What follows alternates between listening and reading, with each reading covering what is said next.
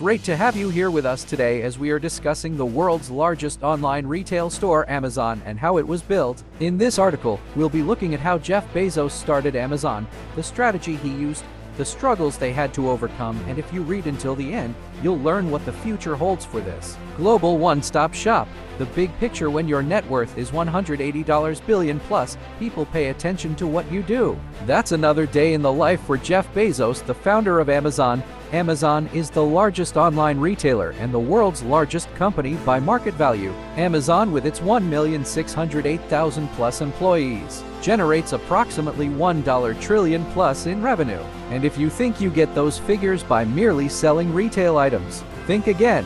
Amazon has 40 subsidiaries spanning across multiple industries, such as gaming, robotics, clothing, and food. Due to its involvement in multiple industries, Amazon is spending off the likes of Alibaba, Walmart, Microsoft, and Google, just to name a few. But how does Jeff Bezos lead such a company against those kinds of top competitors? To answer that question, we need to look at how it all began.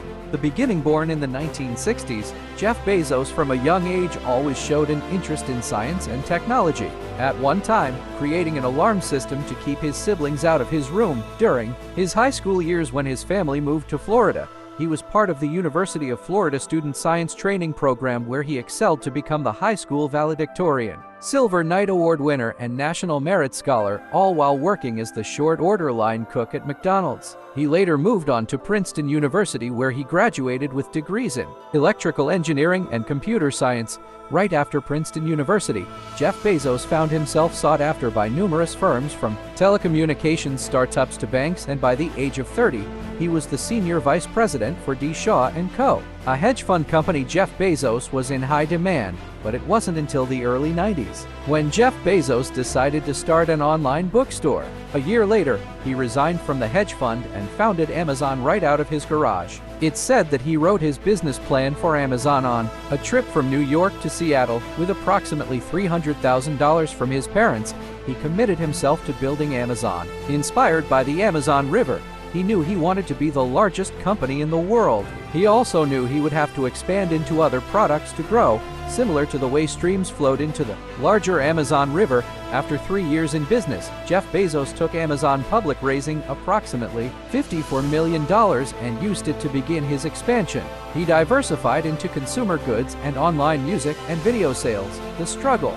starting an online business during a time when hundreds of companies were learning the full potential of what the internet could do, came with its own set of problems. Amazon had to survive through the com bubble, which it did due to its business structure. Amazon simply sold retail to consumers that paid with credit or debit cards, which means payment was instant. There was no gap between paying its suppliers and receiving payments from customers. A lot of other businesses suffered during that time and went out of business. In the early 2000s, at the peak of the com bubble, sales slopped. It affected Amazon's revenue, causing them to lay off workers and almost go bankrupt. However, with a loan from banks, by the following year Amazon recovered and it was back to generating profits. What also made it difficult in the beginning was the fact that Amazon did not own any of the books they sold or had in inventory. After an order is placed, Jeff Bezos would search for the item from old bookstores himself before shipping it. Strategy: go big and go fast was Jeff Bezos' mindset. From the onset of taking his company public in the late 90s, Jeff Bezos began acquiring smaller competitors and diversifying the business to appeal to a wider demographic. He soon launched his first subsidiary and product, Amazon Web Services, which compiled data from weather channels and website traffic. Then he launched the Amazon Kindle, which transformed the way we read books. The Kindle gave us the ability to have digital versions of our favorite novels. However, through every step, there were common threads throughout all that Jeff Bezos did. He did not focus on competitors or technology. He focused on what consumers wanted, which was basically a wide selection of items at low prices that they could receive quickly when ordered. 3 consumer desires that Jeff Bezos believes would never change. So instead of trying to engage his competitors, his goal was to always stay ahead of their customers. If you're competitor focused, you always have to wait until there's a competitor doing something. Being customer focused allows you to be more pioneering. Jeff Bezos. The defining momenta: the first book that sold saw the launch of the online retail giant.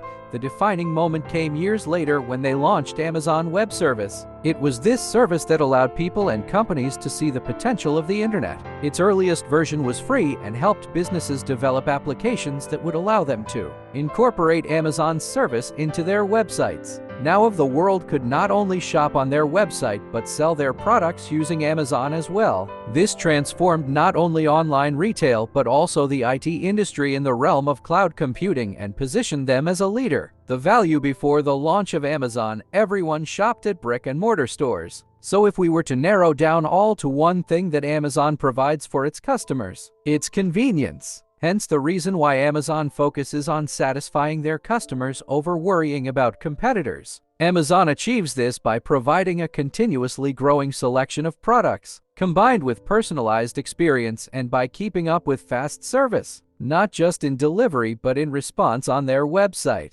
Amazon saw that even a 0.1-second delay causes a drop in activity on their site, so they have been optimizing their website to prevent such delays. Amazon has kept to one of its pillars of keeping prices competitive. Jeff Bezos has done numerous things to keep expenses low within the company, so he can pass those savings on to customers. From restricting salaries to keeping old black and white printers to nobody in the company flying first-class, frugality is one of Amazon's official company values. In the midst of traditional retailers announcing closures, Amazon has continuously seen growth over the past 5 years, and with the growth of their Prime 1 and 2-day delivery services, they're picking up customers that other retailers are losing. In fact, because of that service, other online retailers are trying to do the same, proving that Amazon has been correct in focusing on providing for their customers while the competition has been trying to catch up to that. Controversy from inception.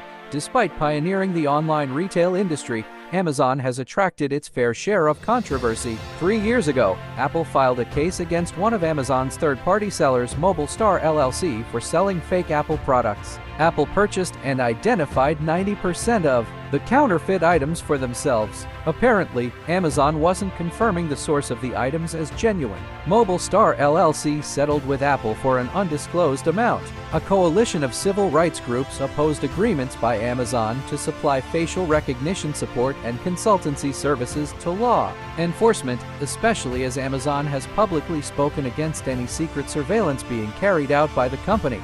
Amazon had offered to connect Washington County with its government customers. The civil rights group sees it as a service that can be abused in identifying and tracking anyone, and most recently, they've been in discussions with the National Labor Relations Board for implementing a system that tracks workers' productivity and can fire them for failing to meet production targets, even though Amazon states there are human supervisors that can override the system, and those that don't beat their targets are provided extra training.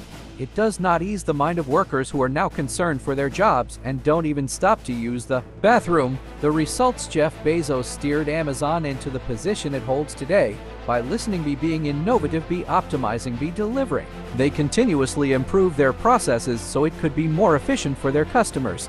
What's dangerous is not to evolve. Jeff Bezos' Amazon does not just sell to customers either. They sell them things they didn't even realize they wanted. By observing customers' purchase history, they've implemented customer reviews which present items to the customer based on their past purchases, searches, and trends.